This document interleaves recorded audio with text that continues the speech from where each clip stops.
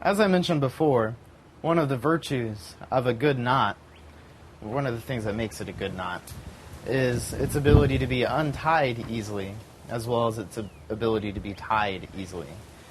We've already talked about tying the square knot, so now we're going to talk about untying it. There's a couple of tricks that are kind of neat. So anyway, I'm going to start by tying the square knot, right over left,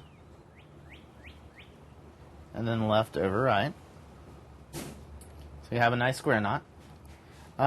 First way, the obvious way, is just to go back through and untie each individual overhand knot.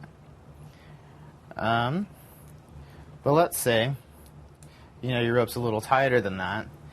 It's also really easy just to kind of push them together and untie them that way and loosen them up.